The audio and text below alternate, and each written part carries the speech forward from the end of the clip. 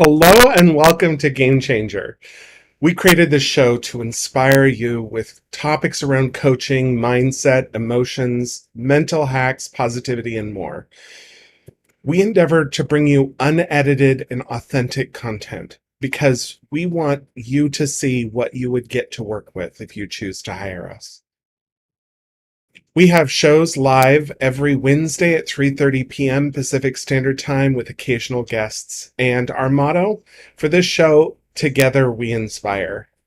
My name is Daniel Connor. I'm a certified professional coach.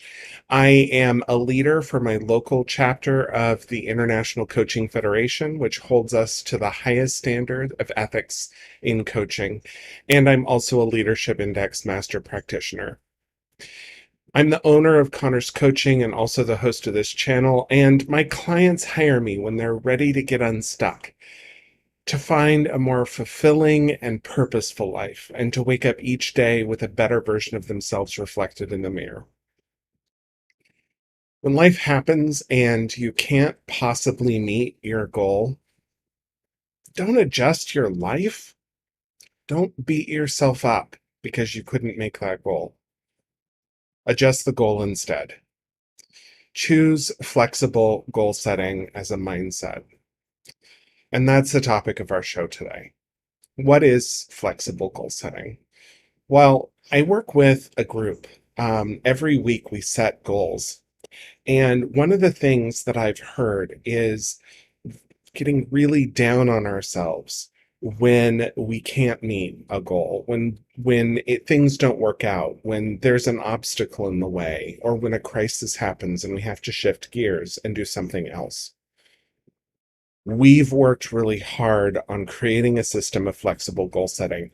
And when I asked them what kind of topics I should cover on this show, they said that that is definitely a topic that has helped them. For us, flexible goal setting starts with the ability to change the goal when it isn't working. But it's important that we cover really good goal setting techniques because we're dealing with goals that are shifting, and they can't they if they just shift because we didn't put any effort into it, that isn't the point of this. The point is to make sure that you're working on something, that you're working towards something that you actually want and that's actually going to work for you. So we've all done this where we've set a goal like a New Year's resolution to get fit or lose weight or to make money. And then we forget about the goal or we fail. We give up. Why? Well, the goal itself is usually the problem. When we set our goals, we have high hopes and expectations of ourselves. And oftentimes those aren't reasonable. They're not realistic. They're not driven by a real living human being. They're driven by an ideal. So when life changes, when goals turn out to be a villain in disguise, we need some tactics in place to improve the way that we deal with that. Nothing feels worse than the way that we treat ourselves when we fail a goal. But really, it's the goal that's failing us. So, first of all, we're going to cover some real basics around goal setting, and we're going to cover some topics that you probably already know. You probably have heard of SMART goals, but if you haven't, we're going to cover that anyway. So, SMART goals is an acronym that's used for setting goals that are specific, measurable, achievable, related to what you want or what you need, and time driven. Specific means that the goal is well defined, that it is uh, around a specific topic. It's not in general. So it's not just I'm going to get fit. It's I'm going to jog. I'm going to spend time on the elliptical. It's I'm going to do yoga. Um, being more specific. Measurable is the next one, and measurable means that your goal needs to be measurable. The outcome of your goal, the outcome that you want, needs to be measurable. So, doing yoga, not a great goal. Doing yoga for 30 minutes a day, twice a week, that's better because it's measurable. We can measure the time and we can measure the number of times we do it in a week. And achievable. This one is the one we're gonna skip over achievable for now, but this is the one that people usually get hung up on. And achievable just means that you actually can reasonably and feasibly do that goal. And most people totally overestimate what they can do. They want to push themselves beyond their limits. We're going to talk about that here in a little bit. But achievable is also part of the SMART goal process. And then related to what you want. The R sometimes is other things, but I think that related to what you want is a really good way of phrasing this, that it is somehow connected to who you are and your goals for how to see that better person in the mirror tomorrow. And I want that for you. We want those related goals to drive us and propel us forward. Otherwise, what's the point of having the goal? What is the goal actually doing? Is it helping someone else? Then maybe it's not a goal, and maybe boundaries need to be set instead. Boundaries that clearly define where one person's life begins and another person's life begins, or ends and begins. Again, live and authentic. So I'm going to make mistakes and also have an itchy eye. And then finally, the T from SMART is time driven, that there's a duration for the goal, that there's a time window. This is one of the reasons why New Year's resolutions don't really work very well, even though they're a year, right? Usually we give up on them around March. And the reason for that is that a year is too long in terms of being bound by time.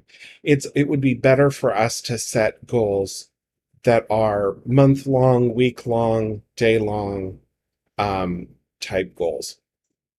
Now, it is possible to set a year-long goal, but if you do, you need to step it out. And so a New Year's resolution around doing yoga for the year might be something like, I am going to do more yoga this year. And what that looks like is by the end of January, I will do 2 30-minute sessions each week.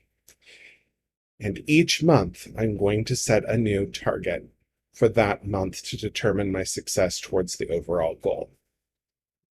Notice that this goal requires you to actually look at the goal and do something about it each month. You can't just set it and forget it. You have to reset it. And that's a flexible goal. So I said that achievable is really the key here. And that's because what we think is achievable at one point when we're setting the goal turns out to not be achievable, either because life got in the way, you changed, your circumstances change. For example, let's say you want to run a marathon. You want to run a marathon next month, and ridiculous goal, especially for me. But let's say that that's your goal, and then you break your leg. Well, now your goal is no longer achievable. And that's when it needs to be changed. Your goal has to work with your life. And if your life isn't going to play nicely with that goal, then the goal needs to change, not you. One trick for making SMART goals that are actually achievable is to use something called the AIM method. And I'm going to share that with you today. This is probably new to you. The AIM is another acronym, so you can aim SMART. And the idea is to decide what, on a scale of 1 to 10, looks like for achieving this goal. What does the bare minimum, that 1, look like? And what does that 10 look like? And we're going to actually set the goal for somewhere in between the two, because that 10 is not achievable, it's not reasonable. So here's an example of that. Um, actually, let me explain the acronym first, because I didn't do that. I just said it was AIM. And it usually helps if you have the words so that you can remember what the acronym means. So you're aiming smart with your goals. AIM is acceptable, infinite, and medium. So acceptable is the bare minimum. What is the worst case scenario that you would accept as a reasonable outcome? And this really does help us set goals that are reasonable. Usually, we're really good at coming up with worst case scenarios. Our brain is actually tuned to expecting negative outcomes. But in this case, we're actually looking for something that is the least successful outcome. So you want to do yoga, and at the end of the month, if you just had 15 minutes of yoga a week, that would be a lot more than you're doing now. Well, then that 15 minutes of yoga a week is the acceptable. It's the A. This is the bare minimum for me to actually make progress. The I is the infinite. What is the absolute best case scenario for the amount of yoga that you're doing at the end of this week? Well, eventually I want to work my way up to 30 minutes of yoga 5 days a week. And that would be an amazing achievement for me. Well, then that's the I. And somewhere between 15 minutes once a week and 30 minutes 5 times a week, somewhere between those is the M. And that's where we're actually going to set our goal, because it pushes us and it moves us towards the I. Now, it doesn't need to be an exact middle ground. It needs to be something that's slightly better than I, or slightly better than A, and definitely nowhere close to I. So maybe the goal there, again, going back to the earlier example, is 2 30-minute sessions a week. That is significantly more than 15 minutes once a week. But it's not getting to that 5 times a week goal yet either. But the truth is that progress will help motivate you towards setting a new goal when you're done. So again, if we were going to look at this,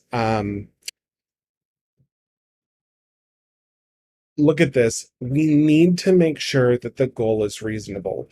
And oftentimes we totally expect high things from ourselves, high expectations from ourselves. So let's say we did that 30-minute yoga goal. And in that 30-minute yoga goal, it's physically not possible to do. We need to change our goal so that it is something that is within our capability. In fact, it's far better to set your goal based on something you know you can do than something you think you can do. You're going to get better outcome and better results if you set your goal based on something that's reasonable and realistic and achievable and attainable. So